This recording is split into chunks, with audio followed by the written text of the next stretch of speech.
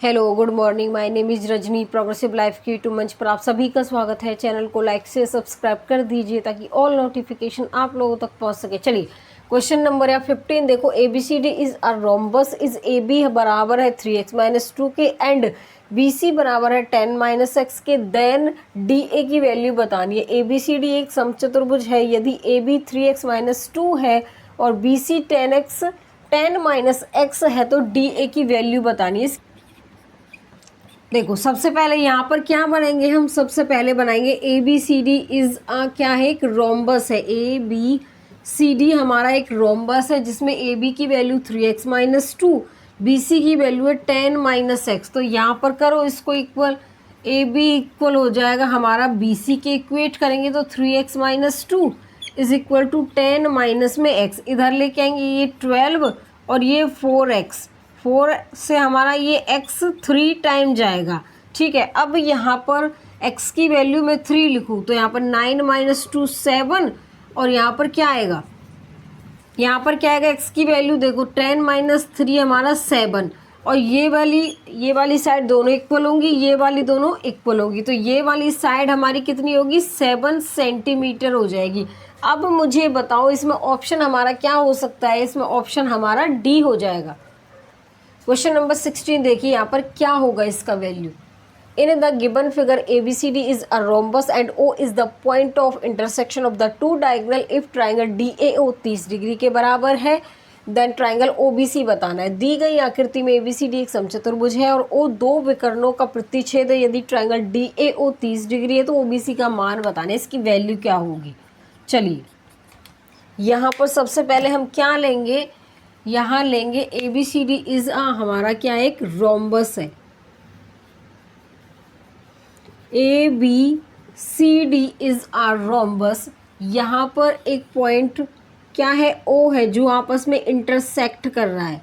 उसके बाद यहाँ पर डी ए ओ, इसकी जो वैल्यू दे रखी है हमें, कितनी दे रखी है?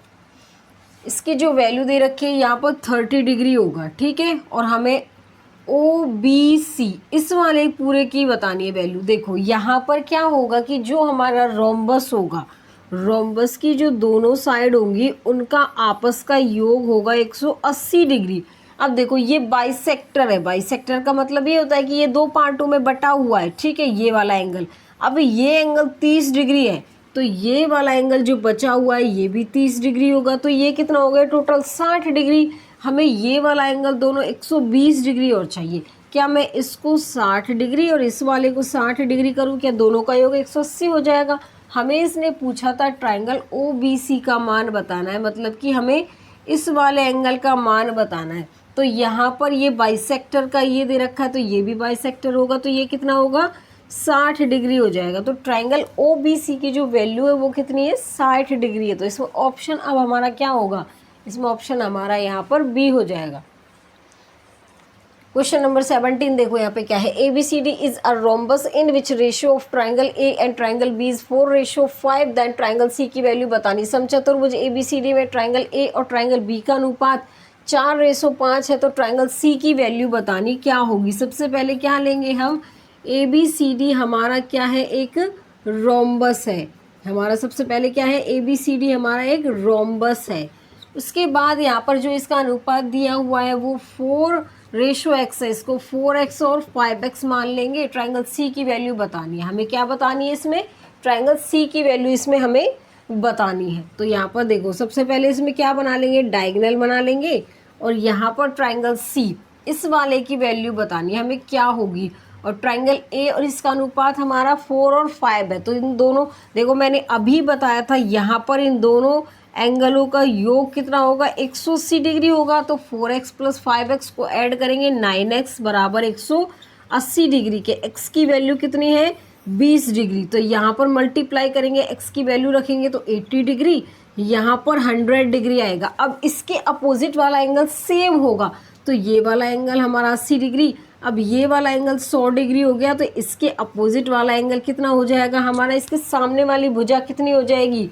ये इसके सामने वाली भुजा बनेगी तो कितना होगा? 100 डिग्री होगा। ये इसके सामने वाली जो एंगल बनेगा वो इसका क्या होगा? 80 डिग्री हो जाएगा। तो यहाँ पर ये हमारे 50-50 में डिवाइड हो जाएंगे और ये हमारा 40 डिग्री में क्या होगा, डिवाइड हो जाएगा। तो हमें पूरा एंगल सी पूछा तो ये 80 डिग्री है, हमें ये पूरा वाला एंगल पूछा था तो ये कितना है, 80 डिग्री है। तो इसमें ऑप्शन अब हमारा क्या होगा, एंगल सी का वैल्यू बताना था हमें, 80 डिग्री है।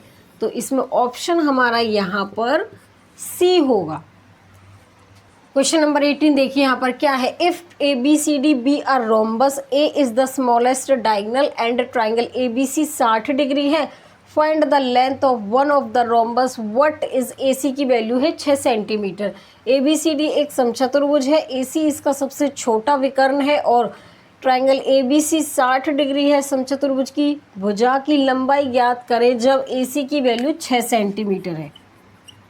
यहाँ पर सबसे पहले हम क्या लेंगे, ए बी सी डी हमारा एक रोम्बस है, ए बी सी और डी। उसके बाद देखिए यहाँ पर हमारा क्या है, एक सबसे छोटा विकर्ण है, मतलब कि यहाँ पर क्या है, डायगोनल है। ट्राइंगल ए बी सी, इसकी वैल्यू हमें दे रखी है पूरे की 60 डिग्री दे रखी है। और यहाँ पर समचतुर्भुज की भुजा की लंबाई ज्ञात करें ए सी की जो वैल्यू यहाँ पर 6 सेंटीमीटर दी हुई है इसने। ठीक है, इतना समझ में आया। देखो यहाँ पर ये पूरा वाला एंगल हमारा 60 डिग्री है और ये वाली भुजा हमारी कितनी है, 6 सेंटीमीटर है। अब क्या होगा, रोम्बस में सारी साइड हमारी क्या होंगी, इक्वल होगी। जब सारी साइड इक्वल होगी तो ये भी 6 सेंटीमीटर होगा, ये भी 6 सेंटीमीटर होगा, ये भी 6 सेंटीमीटर होगा और ये भी 6 सेंटीमीटर होगा। अब ये वाली साइड इक्वल है तो इसके एंगल भी इक्वल हो जाएंगे, ये वाला एंगल भी 60 डिग्री और ये वाला भी 60 डिग्री। ठीक है, अगर किसी त्रिभुज के तीनों कोणों का योग इक्वल है तो वो हमारा क्या होगा, इक्विलेटरल ट्रायंगल होगा। मतलब कि वो हमारा इक्विलेटरल ट्रायंगल होगा, उसके तीनों एंगलों का योग बराबर होगा, मतलब कि उसके तीनों एंगल बराबर होंगे, उसकी साइड भी बराबर होंगी। इक्विलेटरल ट्रायंगल में होता है ये सब। तो ये वाला एंगल हमें क्या पूछा था इसने, ए सी की वैल्यू 6 सेंटीमीटर है, ए सी की वैल्यू। ठीक है, तो यहाँ पर ये वाला एंगल 60 डिग्री है तो ये वाला भी 60 होगा, ये वाला भी 60 डिग्री होगा, इसकी साइड भी इक्वल हो जाएंगी। हमें देखो एंगलों की बात तो इसने की नहीं है, इसने पूछा हमें साइड। अगर इसकी साइड बराबर है तो इसके एंगल बराबर होंगे, अगर इसके एंगल बराबर है तो साइड भी बराबर होंगी। अगर यहाँ पर एंगल इसके 60 डिग्री है तो इसकी साइड भी बराबर होंगी। रोम्बस में सारी साइड इक्वल होती है तो यहाँ पर जो हमें पूछा है ए सी की वैल्यू इसमें दे रखी है 6 सेंटीमीटर। उसके बाद ए सी की लंबाई, यहाँ पर चतुर्भुज की भुजा की लंबाई ज्ञात करें। ठीक है, ए सी इसका सबसे छोटा विकर्ण है तो यहाँ पर ए सी की वैल्यू 6 सेंटीमीटर दी हुई है, तो ये बी डी की पूछेगा, सी की, ए सी की तो दी हुई है। अगर मैं बी डी की बात करूँ तो वो भी क्या होगा, हमारा 6 सेंटीमीटर ही होगा, क्योंकि सारी साइड इसकी क्या है, इक्वल है। तो मुझे अब बताओ इसमें ऑप्शन क्या होगा, हमारा ए होगा। क्वेश्चन नंबर 19 देखो यहाँ पे क्या है, the diagonal of a rhombus are 24 centimetre and 10 centimetre, the perimeter of the rhombus की हमें बतानी है। यदि किसी समचतुर्भुज के विकर्ण 24 सेंटीमीटर तथा 10 सेंटीमीटर हो तो इसका परिमाप पेरीमीटर बताना है, इसकी वैल्यू कितनी होगी। सबसे पहले यहाँ पर हम क्या बनाएंगे, एक रोम्बस बनाएंगे। देखो अच्छे से बना लेते हैं। यहाँ पर सबसे पहले हम यहाँ पर एक रोम्बस बनाएंगे। ठीक है, उसके बाद देखिए ये कह रहा है यहाँ पर इसकी साइड भी बना लेते हैं।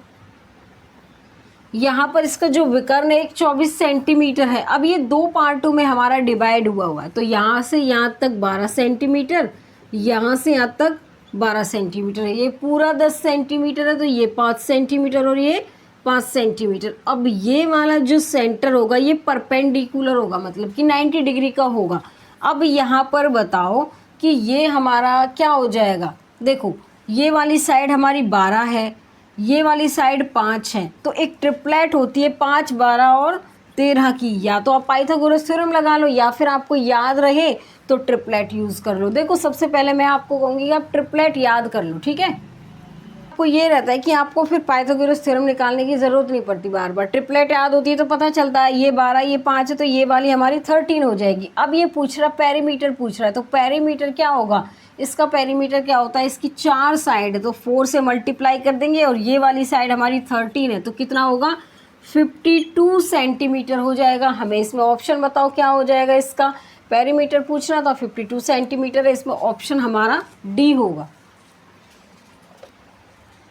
क्वेश्चन नंबर 20 देखो यहाँ पे क्या है, a rhombus ABCD is inscribed in a circle the ABCD will be, एक समचतुर्भुज ABCD एक वृत्त के अंदर बना हुआ है, ABCD होगा। देखो यहाँ पर क्या है कि एक समचतुर्भुज है, एक यहाँ पर क्या है हमारा एक रोम्बस है जो किसके अंदर बना हुआ है, सर्कल के। देखो यहाँ पर सबसे पहले एक सर्कल बनाओ, उसके अंदर बना लो, यहाँ पर ये हो गया ABC और D, इसके अंदर समचतुर्भुज के अंदर हमें एक क्या, देखो एक सर्कल के अंदर समचतुर्भुज बना हुआ है, ठीक है। अब ये पूछ रहा है कि ये क्या हो सकता है, समचतुर्भुज है तो ये रेक्टेंगल तो होगा नहीं, क्योंकि समचतुर्भुज में सारी साइड हमारी इक्वल होती हैं। अब यहाँ पर ये ट्रेपेजियम भी नहीं होगा, क्योंकि ट्रेपेजियम तो ऐसा वाला होता है हमारा, ये वाली साइड इक्वल, ये इसकी अलग होती हैं। अब यहाँ पर ये नॉट, ये भी नहीं होगा, तो क्या होगा, इसका ऑप्शन हमारा C हो जाएगा। तो ये हमारा इंस्क्राइब्ड, ये हमारा सर्कल के अंदर बना हुआ जो हमारा ये दिया हुआ है समचतुर्भुज, ये हमारा एक स्क्वायर होगा। तो इसमें ऑप्शन हमारा क्या होगा, B होगा। आगे समझ में, चलिए आज के लिए बस इतना ही। All the best.